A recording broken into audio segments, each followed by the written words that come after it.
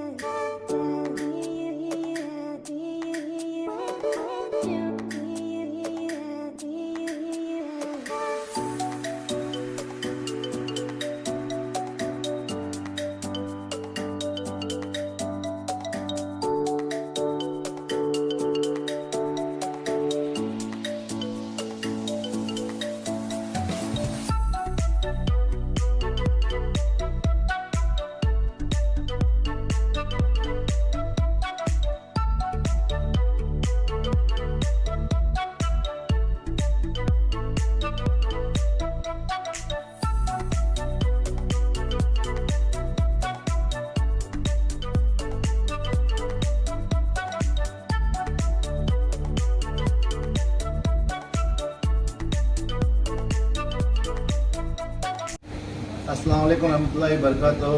पहले तो मैं अल्लाह ताला का शुक्रगुजार हूँ कि मुझे इज़्ज़त शोहरत और इतना बड़ा एक जिम्मेदारी वाला तोहदा नवाजा। अल्लाह ताला के बारगाह में मैं शुक्रगुजार हूँ। इसके बाद मैं जनता दल सेक्युलर के हाईकमांड का शुक्रगुजार हूँ।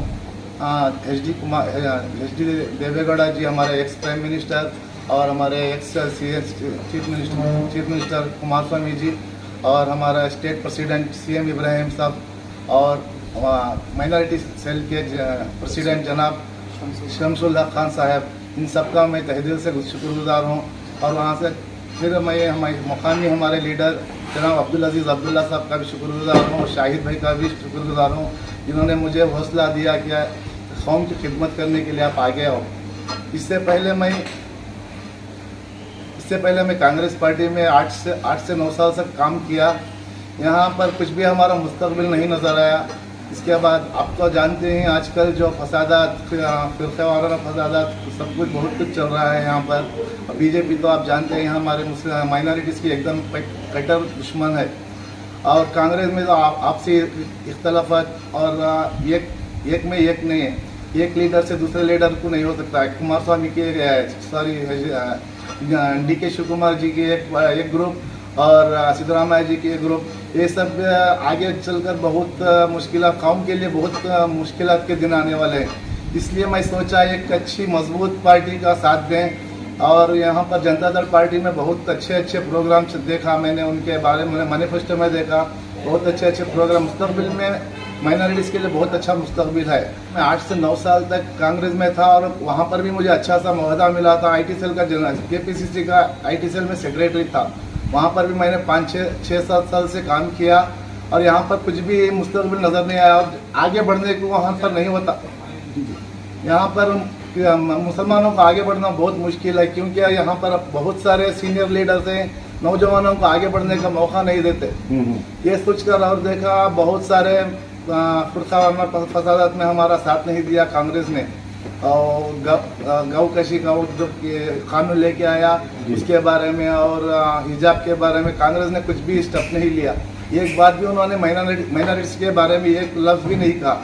वहाँ पर सबको दबाया। DK शिव कुमार, किसी ने कहीं कुछ बयान नहीं देना इसके बारे में, फिर सबके भी मुंह खोलने के लिए कोई दिया। मुस्लिम लीडर बात करना चाहा तो भी मौका नहीं दिया। बात करना नहीं दिया। हाँ। हमारे जमीर अहमद ने कुछ बोलने की कोशिश की मगर उनको भी दबा दिया। जी जी। तो ये सोचकर मैंने यहाँ पर कुछ होने वाला नहीं है, एक जनता दल एक ही पार्टी है जो माइनॉरिटीज और मुसलमानों को सब साथ में लेकर चलने वाली मुझे मेरी नज़र में लगी। खासकर ये एक जिंदा मिसाल है अब्दुल अजीज अब्दुल्ला के बारे में। आप देखिए उन्होंने कभी भी जाके टिकट के लिए उन्होंने मांग नहीं रखी। खुद कुमारस्वामी जी ने उनको बुलाकर एमएलए टिकट दिया पिछली बार। और बदनसीबी है कि हमारे इतना स्ट्रांग नहीं थी जेडीएस टाइम पे, तो उनका किस्मत ने साथ नहीं दिया। फिर भी उस जनता दल सेक्युलर में उनकी दिल की ये देखिए कुमारस्वामी जी को उनको बुलाया और एग्जीबिशन का चेयरमैन बनाया। हारने के बावजूद भी उनको जेडीएस में एक अच्छा सा मुकाम दिया। अभी रिसेंटली उन्हें स्टेट का जनरल सेक्रेटरी बनाया। देखिए मेरा तारुफ कराना मेरी ज़रूरी नहीं है, मुझे तो सारा मैसूर जानता है और हमारा एनआई ग्रुप मैसूर के अंदर एक रेप्यूटेड फर्म है और समाजी खिदमत में बहुत सारे लोग जानते हैं। मैं बोलकर मैं खुद की तारीफ नहीं करना चाहता। मेरे साथ बहुत सारे चाहने वाले हैं। मेरे कम से कम मेरे स्टाफ 300 से 400 लोग काम करते हैं मेरे फर्म में और उनके फैमिली सब कुल मिला के कम से कम एक 5000-6000 लोग हो जाएंगे। और इनके साथ मेरे चाहने वाले कम से कम मैसूर के अंदर 15-20 हज़ार लोग हैं।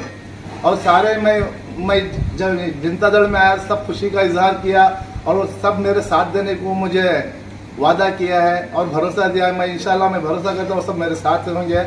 आने वाले इंतखाबात में जनता दल सेक्युलर को हम मजबूत बनाएंगे और मुझे जो इतना बड़ा वो जिम्मेदारी वाला ओहदा दिया है, इसके साथ जो पार्टी के जो बुनियादी उसूल हैं उसको मद्देनजर रखते हुए मैं सारे रियासत में कोशिश करूँगा जनता दल सेक्युलर को एक मजबूत बनाए। आने वाले दिनों में एक सेक्युलर हुकूमत बनाए, क्योंकि किसी के भरोसे के बिना पे बनना चाहिए। पिछली बार आपने देखा है बीजेपी के साथ बनाया 15-20 महीना में गिर गई और कांग्रेस के साथ बनाया। वो तो कुमारस्वामी ने नहीं चाहा कि बनाने के लिए, फिर भी कांग्रेस वाले उनके घर पे आए, उनको रिक्वेस्ट किया, हाईकमांड वाले सब आए, सोनिया जी ने फोन किया, फिर इसी वजह से उन्होंने कांग्रेस का सपोर्ट लेकर चीफ मिनिस्टर बने हमारे कुमारस्वामी। मगर बदकिस्मती कांग्रेस वालों ने उनका साथ नहीं दिया। अगरचे वो साथ दे देता तो मुकम्मल 5 साल हमारे हो सकते थे। उन्होंने आज सिर्फ 11 महीनों में गवर्नमेंट गिरा दी, उनका सपोर्ट छोड़ दिया। और जो खुद जानबूझ के कांग्रेस वालों ने जनता दल गवर्नमेंट को गिराया, कुमारस्वामी जी राजीनामा देना पड़ा। अगरचे वो नहीं देते तो आज हमारे कर्नाटक की हालत नहीं होती थी। बहुत अच्छे दिन आते थे हमारे, हम भी मुसलमान माइनर शान से सर उठा के जी सकते थे।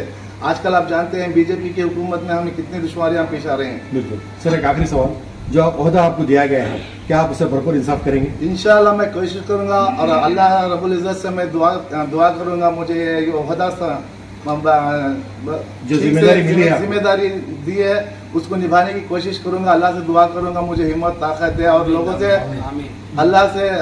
से भी मैं गुजारिश करूंगा वो मेरा साथ दें। आने वाले दिनों में बहुत अच्छा होगा माइनॉरिटीज़ के लिए, खासकर मुसलमानों के लिए।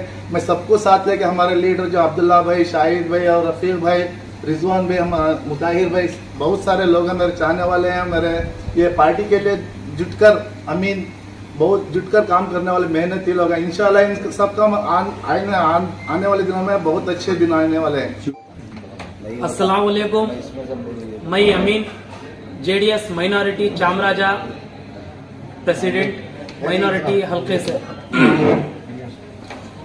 आज एक बहुत खुशी का दिन हमारे मैसूर के जाने माने हस्ती जनाब एनआई इलियास बेग साहब को कर्नाटका अक़लियती यानी माइनॉरिटी डिपार्टमेंट में जनरल सेक्रेटरी का पोस्ट दिया गया है।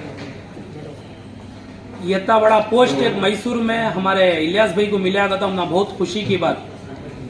आज माहौल ऐसा है कि सेकुलरिज्म को बचाने का वक्त है।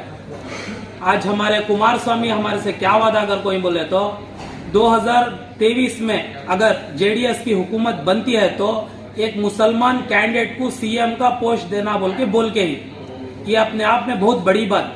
अक़लियत माइनॉरिटी को बचाने के वास्ते आज सही मौका है।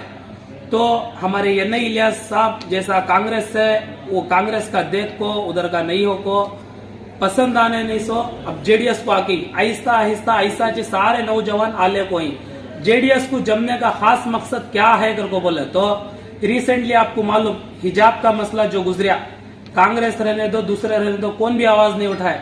हमारे कुमार स्वामी साहब आवाज उठाए, ये बात जो है ना अकलियती माइनॉरिटी मुसलमानों के वास्ते बहुत सही बात। ये कांग्रेस का लीडर बोलता दूसरे कांग्रेस लीडर को, तुम्हें मुसलमान हो को तुम्हें हिजाब के बारे में क्या भी बोलो ना कर को बोल को बोलती। हमारे कुमारणा रंधे अजान के बारे में रंधे उन्होंने मुद्दा उठाए, पार्लियामेंट में उठाए। बाद में हमारे जो गायन का जो ये है उसके बारे में आवाज उठाए, हिजाब के मसले में आवाज उठाए। तो मैं नौजवानों से गुजारिश करता हूँ क्या कर को बोले तो माइनॉरिटी को एक ताकत दियो। 70 साल से सिर्फ मुसलमानों का वोट कांग्रेस वाले इस्तेमाल करे सो, जब मुसलमानों को जब कांग्रेस की जरूरत है तब कौन भी सामने आगे बढ़ को नहीं है। तो एक ही गुजारिश मेरी, एक अपील, एक गुजारिश मुसलमान और तमाम अकलियती और तमाम माइनॉरिटी कम्युनिटीज से कि आप आगे बढ़ो, तुम्हारी ताकत तुम्हें खुद बनो और जेडीएस को सपोर्ट करो। आज मैं हमारे तमाम हमारे मोहसिन ही, हमारे एनई फयाज दा ही, हमारे रिजवान दा ही, हमारे इलियास बेग साहब ही और मेरी तरफ से जो हमारे पोस्ट जो हमारे एनई इलियास साहब को मिला, पहले तो कुमाराना का शुक्रिया अदा, उसके बाद जेडीएस स्टेट प्रेसिडेंट जनाब सीएम इब्राहिम साहब का शुक्रिया और माइनॉरिटी प्रेसिडेंट स्टेट शमसुल हक साहब का शुक्रिया अदा करता हूँ हमारी सबकी तरफ से। और मैसूर एनआर क्षेत्र और मैसूर के लीडर जनाब अब्दुल्ला भाई उर्फ अब्दुल अजीज साहब का भी शुक्रिया अदा करता हूँ और हमारे अब्दुल खादर शाहिद साहब का भी शुक्रिया अदा करता हूँ। इतना कहकर मैं अपनी बात खत्म करता हूँ। शुक्रिया।